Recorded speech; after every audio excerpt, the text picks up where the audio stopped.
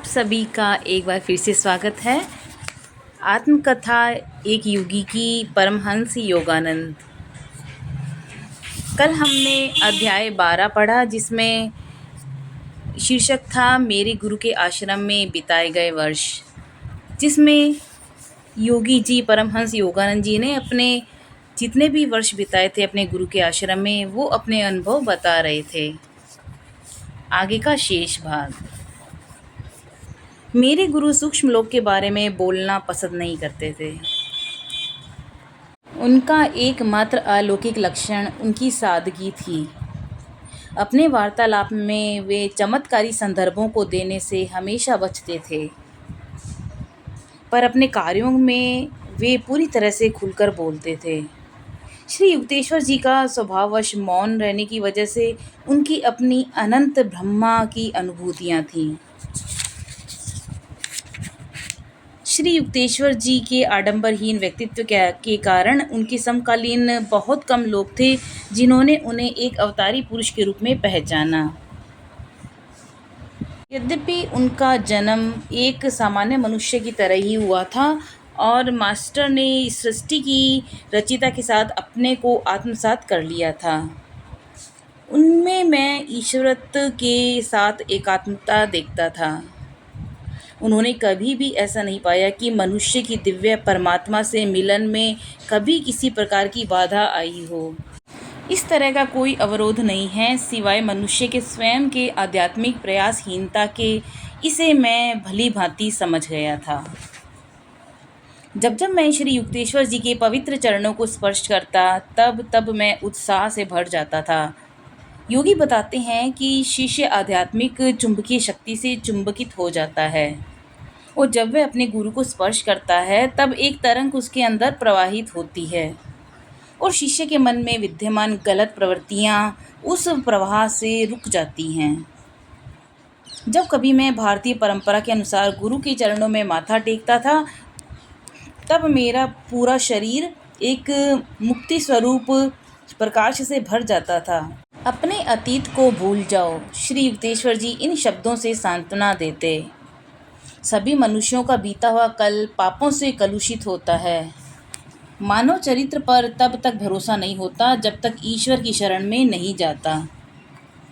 भविष्य में सब कुछ ठीक हो जाएगा यदि तुम आध्यात्मिक कोशिश अभी से करोगे। गुरुदेव के पास उनके आश्रम में हमेशा बाल शिष्य रहते थे और उनकी आध्यात्मिक और बौद्धिक शिक्षा में अगाध रुचि थी। अपने देह त्याग से कुछ दिन पहले उन्होंने 6 वर्ष के बालक और 16 वर्ष के एक किशोर को अपने आश्रम में शिक्षा देने के लिए रखा था। उन्होंने उनके मन और जीवन में बहुत सावधानी के साथ शिक्षा दी और शिष्य शब्द में दीक्षा मूल रूप से निहित है। आश्रम के निवासियों का अपने गुरु के प्रति अगाध और प्रेम आदर था। उनकी हल्की सी थाप उन्हें उनके पास बुलाने के लिए काफ़ी थी। जब उनका मूड गंभीर और अंतर्मुखी दिखता तब कोई भी उनसे बात करने का साहस नहीं करता था। जब जब वे खुलकर प्रसन्नता से हंसते तब बच्चे उन्हें अपनी ही तरह का समझते थे। मास्टर ने शायद ही कभी किसी को अपना व्यक्तिगत काम करने को कहा हो, ना ही कि वे किसी शिक्षक की सेवा स्वीकारते जब तक वह शिष्य अपनी खुशी से सहायता करने में उत्सुक ना हो। यदि शिष्य गुरु के कपड़े धोने का सौभाग्यपूर्ण कार्य करना भूल जाते तो वे सहर्ष शांति से उन्हें धो देते। श्री युक्तेश्वर जी परंपरागत गेरुआ रंग का चोगा पहनते थे। मास्टर धारा प्रवाह अंग्रेजी, फ्रेंच, हिंदी और बांग्ला बोलते थे। उनकी संस्कृत बहुत अच्छी थी। वे बड़े ही धैर्य के साथ अपने युवा शिष्यों को संस्कृत और अंग्रेजी भाषा को सरल विधि से निर्देश देकर सिखाते थे। गुरुदेव अपने स्वास्थ्य के प्रति जागरूक थे, इस कारण कई चीज़ों से परहेज रखते थे। वे कहते थे कि ईश्वर शारीरिक और मानसिक स्वास्थ्य से अभिव्यक्त होते हैं, तो किसी भी बात में अधिकता या अति उन्हें नापसंद थी।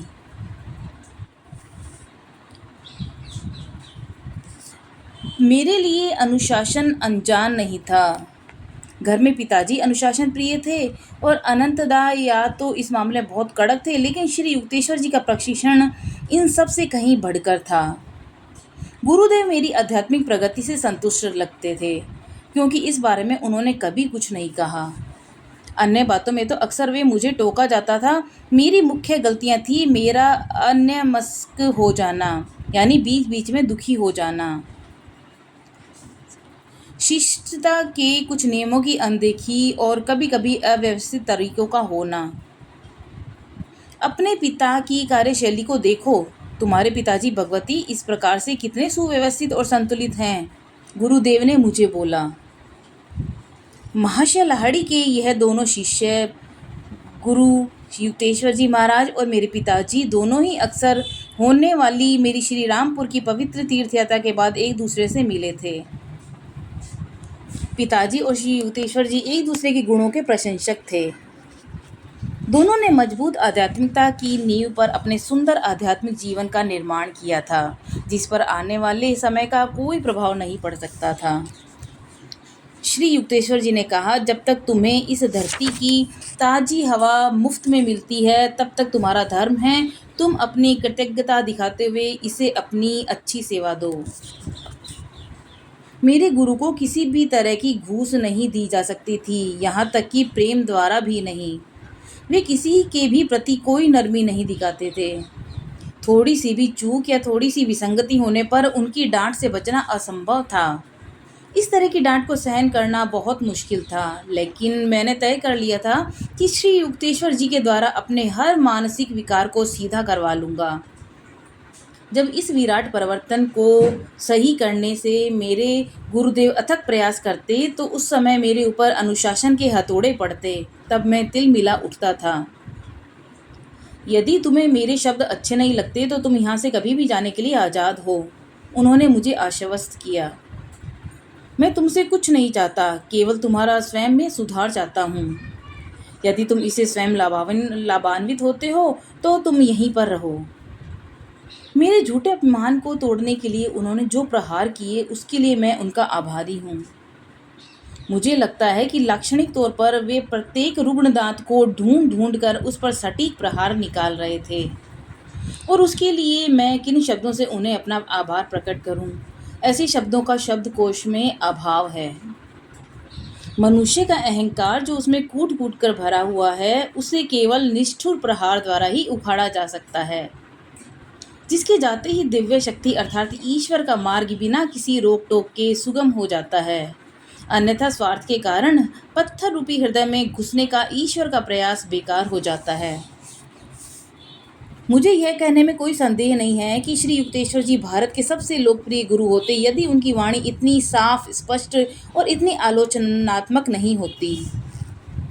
मेरे पास जो शिक्षा ग्रहण करने के लिए आते हैं, उनके प्रति मैं बहुत सख्ती से पेश आता हूँ। एक बार उन्होंने मुझसे ये बात स्वीकारी। मेरा तरीका नहीं है, मेरा तरीका यही है, उसे स्वीकार करो या फिर छोड़ दो, गुरुदेव बोले। मैं इसके साथ समझौता कभी नहीं करूँगा, लेकिन तुम अपने शिष्यों के साथ बहुत दयालु रहोगे, उन्होंने मुझसे कहा, क्योंकि यह तुम्हारा तरीका है। मैं केवल सख्ती की अग्नि से शुद्ध करता हूँ, उन्हें औसतन सहन शक्ति से ज़्यादा तपना पड़ता है। तुम बाहर विदेश में जाओगे, वहाँ किसी के अहम पर चोट करना अच्छा नहीं समझा जाता। एक शिक्षक तभी पश्चिमी देशों में भारत का संदेश फैला सकता है यदि उसके पास वहाँ के लोगों के स्वभाव के अनुरूप धैर्य और सहनशीलता होगी। मैं यह बताना नहीं चाहता कि अमेरिका में कितनी बार गुरुदेव द्वारा कहे गए शब्दों की याद मेरे मन में ताज़ा हुई। मेरे गुरु की बेबाक स्पष्टता के कारण भले ही पृथ्वी पर बड़ी संख्या में शिष्य नहीं बने, उनकी आत्मा आज भी इस विश्व में मौजूद है। उनके सच्चे शिष्यों के द्वारा दिए जाने का क्रिया योग और अन्य उनकी शिक्षाओं के अध्ययन के माध्यम से उनके निरंतर बढ़ते शिष्यों से आज भी उनका ज्ञान जीवित है। उन्हें मानव जाति की आत्मा पर इतना अधिक अधिकार है जितना अधिकार सिकंदर ने अपने स्वप्न में भी भूमि पर अधिकार जमाने का नहीं सोचा होगा। एक दिन पिताजी श्री युक्तेश्वर जी के दर्शन करने आए। पिताजी को संभवतः उम्मीद थी कि वे गुरुदेव के मुंह से मेरी प्रशंसा सुनेंगे, लेकिन वे मेरी कमियों के बारे में लंबी फहरिस्त सुनकर स्तब्ध रह गए। मेरे गुरु की आदत है कि अपने शिष्यों के साधारण और नगण्य त्रुटियों को भी बड़ी गंभीरता से सुनाते थे। मेरे पिताजी मुझसे मिलने के लिए दौड़ पड़े। तुम्हारे गुरु कथन से मुझे लगा कि तुम्हें पूरे नकारा बन गए हो। पिताजी न रो सकने और न हंसने की स्थिति में थे। मैं तेजी से चलता हुआ अपने गुरु के पास पहुंचा। उन्होंने नज़र झुकाए हुए मेरा प्रणाम स्वीकार किया। ऐसा लगा उन्हें अपराध बोध है। ऐसा पहली बार हुआ कि एक शेर मेरे सामने झुका हुआ था। ऐसे अद्भुत क्षण का मैंने फ़ायदा उठाया। गुरुदेव, आपने मेरे आश्चर्यचकित पिताजी के सामने मेरी इतनी निर्ममता से बुराई क्यों की? क्या ये सही था? मैं ऐसा फिर नहीं करूँगा। मेरे गुरुदेव की आवाज़ में क्षमा याचना का पुट था। मैंने तुरंत अपने हाथ पांव छोड़ दिए। मैं निशस्त्र खड़ा हो गया। इतने महान पुरुष ने कितनी शीघ्रता से अपनी भूल स्वीकारी। ऐसा गुरु बहुत साहसी होता है जो अहंकार से भरे मानवता की अशुद्धियों से भरपूर कच्ची धातु को रूपांतरित करने का काम अपने हाथ में ले लेता है। एक संत का साहस संसार में लड़खड़ाते नेत्रहीन लोगों के प्रति करुणा में स्थित होता है। जब मैंने अपने आंतरिक क्रोध का त्याग किया तब मैंने देखा कि मुझे मिलने वाली प्रताड़नाओं में कमी आ गई। मास्टर मेरे प्रति थोड़े से नरम हो गए और समय आने पर मैंने मानसिक तर्क वितर्क अवचेतन रूप से बैठे विचारों की सभी दीवारें गिरा दी जिसके द्वारा मनुष्य स्वयं को सुरक्षित करता है। इसके बदले में पुरस्कार के रूप में मैंने पाया कि गुरु के साथ अनायास ही मेरा बहुत अच्छा तालमेल बैठ गया। श्री युक्तेश्वर जी के निष्पक्ष न्याय का स्पष्ट प्रदर्शन मुझे मेरे कॉलेज की ग्रीष्मकालीन छुट्टियों पर दिखाई दिया। मैंने श्री रामपुर में अपने गुरु के पास निर्विघ्न साथ पाने के मौके का स्वागत किया। आश्रम का सारा कार्यभार अब तुम संभालोगे। मास्टर ने मेरे उत्सुकतापूर्ण आगमन पर खुश थे। तुम्हारे कर्तव्यों में अतिथियों का स्वागत और अन्य शिष्यों के कार्य की देखरेख करना है। 15 दिन बाद कुमार पूर्व बंगाल से एक युवा गांववासी आश्रम में शिक्षा प्राप्त करने के लिए आकर रहने लगा। अत्यंत ही बुद्धिमान होने के कारण उसने शीघ्र ही श्री युक्तेश्वर जी का स्नेह जीत लिया। किसी कारणवश मास्टर उस नए शिक्षार्थी के प्रति बहुत ज़्यादा उदार थे। मुकुंद, कुमार को अपनी जिम्मेदारियां सौंप दो और तुम अपना समय झाड़ू लगाने और खाने बनाने में लगाओ। मास्टर ने इन निर्देशों को दिया जबकि उस नए शिष्य को आए अभी महीना भर ही हुआ था। नेता की तरक्की मिलने पर कुमार घर में तानाशाही चलाने लगा। मूक विद्रोह की तरह अन्य शिष्य मेरे पास रोज सलाह लेने के लिए आने लगे। गुरुदेव, मुकुंद मुझसे सहा नहीं जाता। आपने मुझे आश्रम की देखभाल का काम सौंपा है, फिर भी सब उसके पास जाते हैं और उसकी आज्ञा मानते हैं। 3 हफ्ते बाद मैंने कुमार को अपने गुरुदेव से यह कहते सुना जब मैं बगल के कमरे में था। तभी मैंने उससे रसोई का काम दिया और तुम्हें बैठक खाने का। श्री युक्तेश्वर जी के फटकार भरे शब्द कुमार के लिए नए थे। इस तरह तुमने समझ लिया कि एक योग्य नेता में सेवा की इच्छा होती है, किसी पर अधिकार चलाने की नहीं। तुम मुकुंद का स्थान चाहते थे लेकिन उसे अपनी योग्यता से संभाल नहीं पाए। अब अपने पहले कार्य पर वापस जाओ और रसोइये के एक सहायक की तरह कार्य करो। एक दिन बाद कुमार ने बिना किसी कारण जहर उगला कि मैं बहुत दुखी हो गया। तुम्हारा गर्व से सिर फूलकर फटने की स्थिति में है। फिर मैंने एक चेतावनी दी जिसे मैंने अपने अंतःकरण में महसूस किया। यदि तुम अपने तौर तरीकों को नहीं सुधारोगे तो एक दिन तुम्हें यह आश्रम छोड़ना पड़ेगा। हंसकर मेरा उपहास उड़ाते हुए कुमार ने मेरे शब्द गुरुदेव को बताए। मैं डांट खाने की अपेक्षा कर रहा था। मैं सक पकाकर एक कोने में खड़ा हो गया। शायद मुकुंद सही है। मास्टर का जवाब मुकुंद के लिए अस्वाभाविक रूप से शुष्क था। मैं बिना किसी डांट फटकार के बच गया। और यहाँ पर मेरे गुरुदेव का न्याय मुझे बहुत प्रभावित कर गया। 1 वर्ष के उपरांत कुमार अपने घर जाने के लिए निकल गया। उसने भी श्री युक्तेश्वर जी, जो कभी अपने शिष्यों के आने जाने पर रोक नहीं लगाते थे, लेकिन उनकी मौन अस्वीकृति की अवहेलना करते हुए वह चला गया। कुछ महीने बाद जब वह श्री रामपुर वापस आया तब उसके अंदर एक दुखद बदलाव दिख रहा था। तेजस्वी चेहरे वाला कुमार अब वैसा नहीं रहा। केवल एक साधारण किसान हमारे सामने खड़ा था जिसने गलत संगत में बहुत बुरी आदतें पाल ली थी। मास्टर ने मुझे बुलाया और मुझे बहुत दुखी दिल से इस तथ्य पर बातचीत की कि अब वह आश्रम के साधु जीवन के लिए अयोग्य था। मुकुंद, मैं ये तुम पर छोड़ता हूँ कि कल तुम उसे आश्रम में जाने के लिए कहो। आश्रम से जाने के लिए कहो। मैं ये काम नहीं कर सकता। श्री युक्तेश्वर जी की आंखों में आंसू थे, लेकिन तुरंत उन्होंने उस पर नियंत्रण कर लिया। यह लड़का कभी इतना नीचे नहीं गिरता यदि इसने मेरा कहा माना होता और गलत साथियों की संगत में नहीं जाता। इसने मेरे संरक्षण को ठुकराया और अब उसका गुरु निर्दयी संसार ही होगा। कुमार के चले जाने ने मुझे कोई खुशी नहीं दी। बहुत दुख से मैंने आश्चर्य से सोचा, कैसे अपने मास्टर के प्रेम को जीतने की बजाय कोई सस्ते सांसारिक प्रलोभनों में फंस सकता है। कुमार की तीक्ष्ण बुद्धिमत्ता के बारे में बात करते हुए एक दिन गुरुदेव ने कहा, तीक्ष्ण बुद्धि एक द्विधारी तलवार है।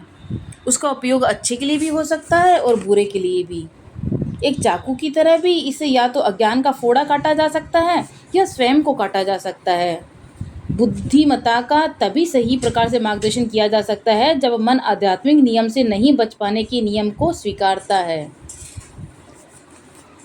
मेरे गुरु अपने पुरुष और स्त्री शिष्यों को अपनी संतान मानते हुए उनसे खुलकर मिलते थे। उनकी आत्मा की समानता को समझते हुए वे किसी प्रकार का भेदभाव नहीं रखते थे। नींद में आपको नहीं पता होता कि आप पुरुष हैं या स्त्री। जिस प्रकार एक पुरुष स्त्री का देह धारण कर लेने से स्त्री नहीं बन जाता, उसी प्रकार आत्मा स्त्री अथवा पुरुष का रूप धारण करने के बाद भी अपरिवर्तित रहती है। उसका कोई वो सेक्स नहीं होता। आत्मा ईश्वर का सच्चा और अपरिवर्तनीय प्रतिरूप है।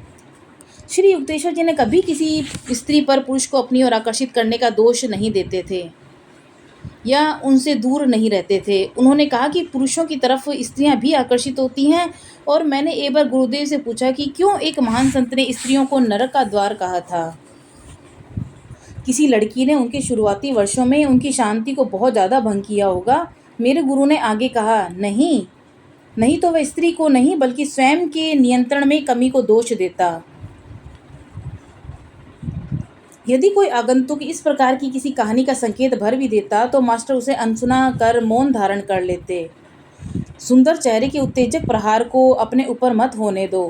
उन्होंने अपने शिष्यों से कहा, इंद्रियों का दास कैसे इस जगत का आनंद ले सकता है। इस जगत के सूक्ष्म सुगंधों से वे वंचित रहते हैं जब वे वासना के कीचड़ में डूबे रहते हैं।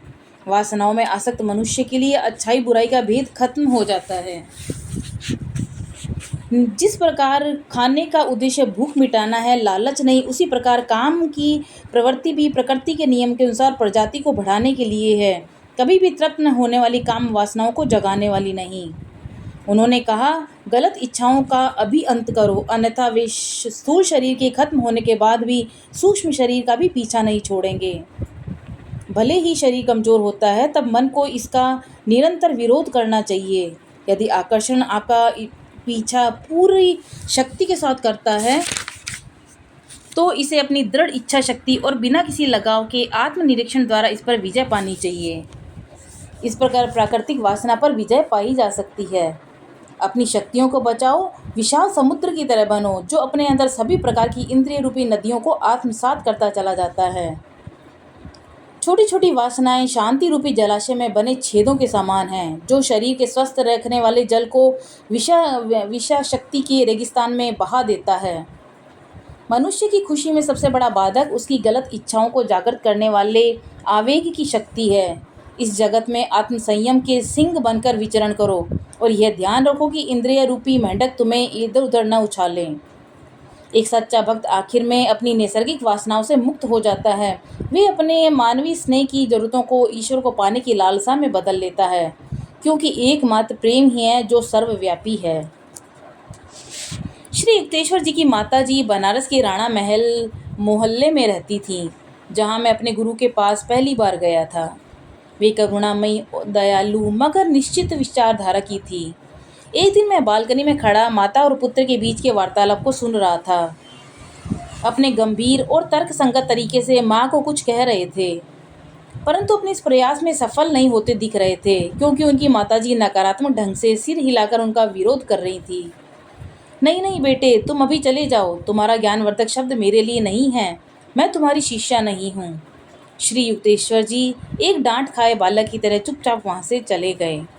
माँ के अनुचित व्यवहार को अनदेखा किया और अपने माँ को इतना आदर देते देख मैं बहुत प्रभावित हुआ। माँ ने उन्हें एक पुत्र की तरह देखा, किसी संत की तरह नहीं। इतनी छोटी सी घटना में भी एक आकर्षण था। इसने मेरे गुरु के असाधारण प्रकृति पर एक प्रकाश डाला, जो अंदर से विनम्र परंतु बाहर से कड़क था। संन्यास धर्म के एक बार संन्यास ग्रहण करने के बाद सांसारिक बंधनों को बनाए रखने की अनुमति नहीं देता। वे परिवार के किसी भी संस्कार विधि जो कि एक गृहस्थ के लिए अनिवार्य माना जाता है, उसमें भाग नहीं ले सकते। फिर भी शंकराचार्य, जो कि संन्यास कर्म के निर्माता थे, उन्होंने भी इस नियम की उपेक्षा की थी। अपनी माँ की मृत्यु पर उन्होंने हाथ उठाकर अग्नि का आह्वान किया और उसमें प्रकट दिव्य अग्निशिखा से अपनी माँ का दाह संस्कार किया था। श्री युक्तेश्वर जी ने उन पाबंदियों का विरोध किया, लेकिन शंकराचार्य से कम चमत्कारिक ढंग से। जब उनकी माँ की मृत्यु हुई, तब उन्होंने बनारस की पवित्र गंगा नगरी के तट पर दाह संस्कार की व्यवस्था की और धार्मिक रीति रिवाज के अनुसार ब्राह्मण भोज करवाया। शास्त्रों के विधि विधान के और निषेधाज्ञा सन्यासियों को उनके संकुचित दायरों से बाहर निकालने के लिए बनाए गए हैं। शंकराचार्य और श्री युक्तेश्वर जी ने अपने को पूर्ण रूप से विराट निराकार ब्रह्म में विलीन कर दिया था, इसलिए उन्हें किसी नियम के बचाव की आवश्यकता नहीं थी। कभी कभी गुरु जानबूझकर किसी नियम का विरोध करते हैं, यह दिखाने के लिए कि उसमें निहित सिद्धांत नियमों से श्रेष्ठ और उनके बंधन से मुक्त हैं। मेरे गुरु अपने हाजिरी जवाब और खुलकर ठाका लगाकर प्रत्येक विचार विमर्श को आनंददायी बना देते। अक्सर गंभीर मास्टर जी कभी उदास नहीं रहते थे। ईश्वर को पाने के लिए किसी को भी अपना चेहरा विकृत करने की आवश्यकता नहीं है। वे अक्सर कहते थे, याद रखो, ईश्वर को पाने का मतलब है सभी दुखों की अंत्येष्टि। एक सुप्रसिद्ध पंडित को भी इस प्रकार का झटका लगा। अति उत्साहित पंडित ने महाभारत, उपनिषदों, शंकरा के भाष्यों पर अनुच्छेद जोर जोर से सुनाते जा रहे। आश्रम की दीवारें उसी तरह से गूंज रही थी। मैं आपको सुनने के लिए बैठा हूँ। श्री युक्तेश्वर जी के स्वर में जिज्ञासा थी, मानो वहाँ कोई आवाज़ ही नहीं थी। पूर्ण शांति थी। पंडित जी संदेह में पड़ गए। इधर उधर के उदाहरण तो आपने बहुत दे दिए। मैं अतिथि महोदय से कुछ दूर पलाथी मारकर बैठा था। श्री युक्तेश्वर जी के इन शब्दों को सुनकर मेरे हंसी के मारे पेट में बल पड़ने लगे। लेकिन आप अपने निजी जीवन में से कौन सी मौलिक व्याख्या दे सकते हैं? आपने अपने जीवन में पवित्र शास्त्रों का कौन सा सूत्र अपने जीवन में उतारा है? किस प्रकार इन शाश्वत सत्यों से ने आपके स्वभाव को परिवर्तित किया है? क्या आप ग्रामोफोन की तरह दूसरे मनुष्यों के शब्दों का यांत्रिक उच्चारण करके संतुष्ट हैं? मैं हार गया। उन्होंने हास्यास्पद ढंग से कहा, मुझे इसकी कोई आंतरिक अनुभूति नहीं है। शायद अपने जीवन में पहली बार पंडित जी को समझ में आया कि पुस्तकी ज्ञान से आध्यात्मिक ज्ञान की अनुभूति नहीं हो सकती। शास्त्रों के ज्ञान का एक अनुभव श्री युक्तेश्वर जी बताया करते थे कि वह पूर्वी बंगाल में एक जंगल के आश्रम से संबंधित था, जहां उन्होंने विख्यात डबरू वल्लभ की पद्धतियों को देखा। उनकी विधि सरल भी थी और कठिन भी, जो कि प्राचीन भारत में बहुत प्रचलित थी। डबरू वल्लभ एक एकांत तपोवन में अपने शिष्यों से घिरे हुए थे। पवित्र भगवत गीता की पुस्तक उनके सामने खुली हुई थी। वे लोग एक अनुच्छेद को एकटक आधे घंटे तक देखते, फिर अपनी आंखें बंद कर लेते। इस तरह आधा घंटा और बीत गया। मास्टर ने संक्षिप्त भाषण दिया। निश्चल अवस्था में सबने फिर 1 घंटे का ध्यान किया। अंत में गुरुजी ने कहा, क्या आपको समझ में आ रहा है? जी गुरुदेव, गुरु के शिष्यों ने एकमत होकर कहा। नहीं, पूरी तरह से नहीं। इस आध्यात्मिक जीवन शक्ति के लिए पहचानो, जिससे भारत को सदी दर सदी नवजीवन मिलता रहा। फिर 1 घंटा मौन में बीत गया। मास्टर ने अपने शिष्यों को छुट्टी दे दी और श्री युक्तेश्वर जी की तरफ मुड़े और पूछा, क्या आपको भगवद गीता का ज्ञान है? नहीं महाराज, मैं उसको अच्छी तरह समझ नहीं पाया हूँ, यद्यपि मेरे नेत्र और मन ने कई बार उन पन्नों को पढ़ा है। सैकड़ों लोगों ने मुझे इसके अलग अलग उत्तर दिए। यदि शास्त्र संपदा के बाह्य दिखावे में कोई स्वयं को व्यस्त रखे, तो अंदर के शांत समुद्र में अमूल्य मोतियों को पाने का समय ही कहाँ बचता है। श्री युक्तेश्वर जी भी अपने शिष्यों को इसी गहन विधि द्वारा एकाग्रता पूर्वक ज्ञान का अध्ययन कराते थे। ज्ञान आँखों से नहीं, बल्कि अणु परमाणु से आत्मसात किया जाता है। वे कहते हैं कि जब सत्य का तुम्हारा ज्ञान केवल तुम्हारे दिमाग से नहीं, वरन तुम्हारे संपूर्ण अस्तित्व में समा जाएगा, तभी तुम उसके अर्थ के बारे में अधिकार पूर्वक कह सकते हो। यदि किसी शिष्य में यह विचार होता कि पुस्तकीय ज्ञान आध्यात्मिक ज्ञान पाने की आवश्यक सीढ़ी है, तो वह ऐसे विचारों को हतोत्साहित करते। एक बार एक स्थानीय मजिस्ट्रेट पुरी के समुद्र किनारे आश्रम में उनका साक्षात्कार लेने आया। वह व्यक्ति अपनी निष्ठुरता के लिए कुख्यात था। वह हमें आश्रम से आसानी से निकाल देने में सक्षम था। मैंने अपने गुरु को ऐसे तानाशाह के तथ्य से अवगत कराया, लेकिन वह मजिस्ट्रेट को कोई विशेष भाव न देते हुए अपने आसन पर जमे रहे और उठकर स्वागत के लिए भी खड़े नहीं हुए। मैं थोड़ा नर्वस था और दरवाजे के पास पलाथी मारकर बैठ गया। उस व्यक्ति को एक बक्से पर बैठकर संतोष करना पड़ा। मेरे गुरु ने मुझे कुर्सी लाने के लिए भी नहीं कहा।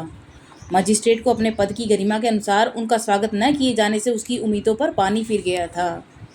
एक आध्यात्मिक चर्चा शुरू हुई। अतिथि शास्त्रों का गलत अर्थ बताते हुए जैसे जैसे उनकी गलतियां बढ़ गई, उनका क्रोध बढ़ता गया। क्या आपको पता है मैं एमए की परीक्षा में प्रथम आया था? उनकी बुद्धि काम नहीं कर रही थी, फिर वे चिल्लाते हुए बोले। मजिस्ट्रेट बोला, मजिस्ट्रेट महोदय, आप भूल रहे हैं, यह आपकी अदालत नहीं है। गुरुदेव ने शांत स्वभाव से कहा। आपकी बचकानी बातों से मुझे लगता है कि आपका कॉलेज जीवन विशेष प्रतिभावान नहीं रहा था। एक यूनिवर्सिटी की डिग्री का वैदिक ज्ञान से दूर दूर तक कोई लेना देना नहीं है। कुछ देर तक मजिस्ट्रेट स्तब्ध रह गए, फिर जोर जोर से हंसने लगे। पहली बार मेरा सामना एक देवीय मजिस्ट्रेट से हुआ। उन्होंने फिर अपने कानूनी शब्दों से भरी भाषा में, जो जाहिर था उसके व्यक्तित्व का अभिन्न हिस्सा बन चुकी थी, स्वयं को प्रोबेशनरी शिष्य के रूप में स्वीकार किए जाने का भी युक्तेश्वर जी से आग्रह किया। मेरे गुरुदेव अपने जमीन जायदाद संबंधी प्रत्येक छोटी से छोटी बात को भी स्वयं देखते थे। भिन्न भिन्न अवसरों पर बेईमान लोगों ने मास्टर की पैतृक संपत्ति को हथियाने का प्रयास किया था, जिसका उन्होंने दृढ़ता से मुकाबला किया, यहाँ तक कि उनके विरुद्ध मुकदमा दायर करके उन्हें परास्त किया था। श्री युक्तेश्वर जी ने अपने हर विरोधी का मुंह बंद कर दिया था। वे इतने दुखदायी अनुभवों से गुजरे, केवल इस विचार के साथ कि वे भिक्षाजीवी गुरु नहीं बनना चाहते थे, ना ही अपने शिष्यों पर बोझ बनना चाहते थे। उनका आर्थिक स्वतंत्रता के कारण यह भी था कि मेरे अति स्पष्ट वक्ता गुरु किसी भी प्रकार की कूटनीति के छल से पूरी तरह से अनभिज्ञ थे। वे उन गुरुओं की तरह नहीं थे जो दाताओं के अहम भाव को संतुष्ट करते रहते थे। मेरे गुरु पर किसी के प्रभाव उनके धन प्रत्यक्ष सूक्ष्म रूप से किसी भी प्रकार के प्रलोभन में नहीं आते थे। मैंने कभी भी उनको किसी प्रकार की आर्थिक सहायता, धन, यहाँ तक कि उसका संकेत तक देते नहीं देखा। उनके आश्रम में सभी शिष्यों को निःशुल्क शिक्षा दी जाती थी। एक बार श्री रामपुर आश्रम में सम्मान देने के लिए अदालत का एक कर्मचारी आया और उस समय मैं और अन्य शिष्य कन्हई वहाँ उपस्थित थे। मास्टर के प्रति अफसर का व्यवहार अपमानजनक था। अच्छा होगा कि इस आश्रम की छाया से बाहर निकलकर अदालत के कक्ष की ईमानदार हवा खाएं। जब उसने इस अपमानजनक शब्दों को गुरुदेव को कहा तो उसका कनिष्ठ कर्मचारी बदतमीजी से मुस्कुराया। मैं अपने आप को नहीं रोक पाया। यदि इसके आगे एक शब्द भी बदतमीजी से कहा तुमने तो यहीं धूल चाटते नजर आओगे। मैं उसकी ओर धमकी देते हुए बढ़ा। कन्हई भी मेरे साथ साथ चिल्ला रहा था, बदतमीज आदमी, इस पवित्र आश्रम में खबरदार तुम अपनी बदतमीजी यहाँ दिखाओगे तो। लेकिन मास्टर उस गाली देने वाले के आगे उसको सुरक्षा देने के लिए खड़े हो गए। बिना किसी बात के उत्तेजित मत हो, यह व्यक्ति सिर्फ अपना कर्तव्य निभा रहा है। अफसर ने उनके इस व्यवहार को देखकर गुरुजी से क्षमा मांगी और तेजी से वापस चला गया। यह देखकर विस्मय हुआ कि मास्टर जैसे उग्र इच्छा शक्ति वाले पुरुष के अंदर इतना शांत चित्त भी हो सकता था। वेदों में ईश्वर का आदमी यानी ऐसा व्यक्ति जो फूलों से भी कोमल, जहाँ दया का प्रश्न है, जब सिद्धांतों की बात हो तो तूफान से भी बलवान, वह संत है। यह परिभाषा मेरे गुरुदेव पर एकदम सटीक थी। ब्राउनी के शब्दों में, संसार में हमेशा ऐसे लोग होते हैं जो स्वयं अंधेरे में रहने की वजह से प्रकाश को सह नहीं पाते। एक बाहर का व्यक्ति अपनी काल्पनिक शिकायत पर श्री युक्तेश्वर जी को भला बुरा कह जाते। बिना बुरा माने मेरे गुरु अपने अंदर झांककर देखते कि उस व्यक्ति के कहने पर कोई सच्चाई है कि नहीं। कुछ व्यक्ति दूसरों को नीचा दिखाकर स्वयं को ऊंचा बनाने का प्रयास करते हैं। साधु संतों की गहन शांति किसी प्रवचन से ज़्यादा प्रभावशाली होती है। वह जिसका क्रोध पर नियंत्रण हो वह पराक्रमी से बेहतर है, और जिसने स्वयं को जीत लिया हो वह राज्य विजेता से भी बड़ा है। मैं अक्सर सोचता कि मेरे महान गुरु का मन यदि किसी प्रसिद्धि अथवा सांसारिक उपलब्धियों पर होता तो वह आसानी से एक साम्राज्य अथवा विश्व को हिला देने वाले योद्धा बन सकते थे। परंतु इसकी जगह उन्होंने क्रोध और अहंकार रूपी आंतरिक कीलों को ध्वस्त किया, जिसके गिरने से मनुष्य परम ऊंचाइयों पर पहुंच जाता है। तो ये थे गुरु के आश्रम के अनुभव योगानंद परमहंस जी के। कल हम पढ़ेंगे अध्याय 13 निद्रा विहीन संत। तो जिस तरह से एक एक अध्याय मेरे जीवन के एक एक सवालों का जवाब मुझे देता जा रहा है और मैं बहुत ही जिज्ञासा मेरे अंदर वो उठ रही है कि आगे और क्या होगा। और जैसे ये मेरे लिए एक मेरे गुरु का ही आशीर्वाद है जो मुझे ये पढ़ने का मौका मिला और आप लोगों को के साथ साझा करने का, शेयर करने का मौका मिला। कोई त्रुटि रही हो तो क्षमा कीजिएगा। अगले अध्याय के साथ मिलते हैं, तब तक के लिए नमस्कार।